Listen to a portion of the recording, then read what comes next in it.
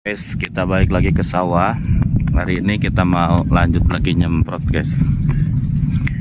Ini udah yang ketiga kalinya kita nyemprot di sawah yang kebetulan sawahnya itu rendah unsur haranya, guys. Kalau kata orang-orang di sini, ini paling jelek di antara sawah-sawah yang lain. Jadi kita coba perbaiki di musim tanam ini. Semoga hasilnya bisa minimal sama dengan yang lain, guys. Oke, let's go, ikutin aku ya, guys. Ini guys kondisi padinya. Ini udah masuk di 27 HST, guys. 26 atau 27 ya, lupa. Ini kondisinya ya perkiraan cukup lebih baik lah dari tahun-tahun sebelumnya. Nah, yang masalah itu di sini, guys. Di sini susahnya itu karena nggak ada pembuangan airnya, guys. Tanahnya itu lebih rendah daripada si selokan ini, jadi airnya tetap seperti ini, guys. Nggak bisa dibuang. Inilah problemnya, guys. Ini kelihatan perbedaannya. Ini rumputnya kecil-kecil, di sini lebih banyak. Oke, guys, ini yang ketiga kalinya aku mau melakukan penyemprotan. Untuk yang ketiga kalinya kita rolling untuk insek dan fungi, guys. Nah, ini sekarang kita pakainya Ditan. Yang sebelumnya kita udah pakai Filia, sekarang pakai Ditan. Terus yang inseknya kita pakai Icipio, ini dari Sigenta. Terus juga ada Plenum. Ini, nah untuk Plenum ini lebih ke hama orang ya, lebih ke orang coklat, orang hijau. Nah, untuk Icipio-nya ini untuk sundep penggerek batangnya.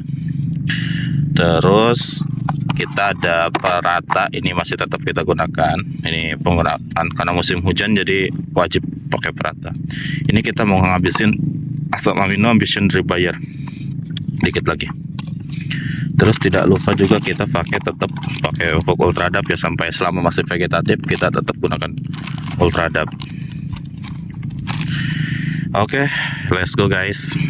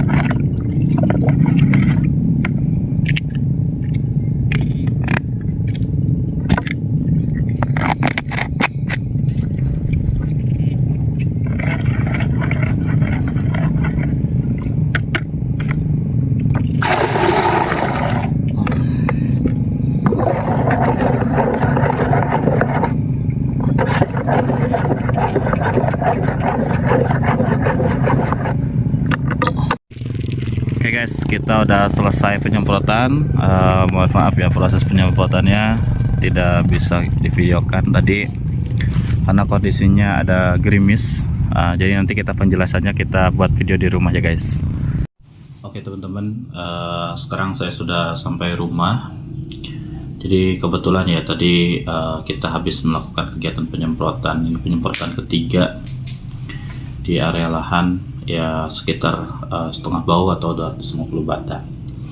Nah, ini dalam proses penyemprotan ketiga ini kita lakukan rolling ya, rolling untuk insek dan fungi. Kenapa kita lakukan? Itu yang pertama untuk supaya hamanya itu nggak resisten. Artinya resisten itu kalau kita memakai obat yang sama secara terus-menerus, nanti kekebalan si hamanya itu justru akan meningkat gitu. Jadi ada kemungkinan nantinya pakai obat itu nggak berpengaruh. Nah, untuk mencegah hal tersebut, ini penting sekali kita lakukan rolling. Rollingnya yang sebelumnya kita pakai Filia, terus juga untuk inseknya kita pakai Pirtaco. Nah, pada kesempatan ini pada penyemprotan ketiga ini kita gunakan Ditan. Yang pertama Ditan, yang kedua ada HBO, terus yang ketiganya itu inseknya juga itu pakai Flenum. Nah, kita ketahui bahwasannya dalam padi itu hama utamanya itu sundep dan wereng ya teman-teman. Kenapa yang awal kita hanya pakai Pirtaco? Karena dalam Pirtaco itu udah ada dua bahan aktif yang memang untuk mencegah dua hama ini. Nah, tapi dalam penyemprotan ketiga ini kita fokuskan di inseknya satu yang tunggal-tunggal. Yang pertama fungsi Flenum itu memang khusus untuk wereng-wereng, yang wereng hijau, wereng coklat yang kayak gitu, itu pakainya Flenum. Terus yang kedua kita pakai Cipio, itu khusus penggerek batang dan sundep. Nah, ini yang kita pakai dua insek ini. Terus funginya kita ganti, yang pertama Filia kita ganti dengan Ditan. Nah, kenapa pilihannya Ditan?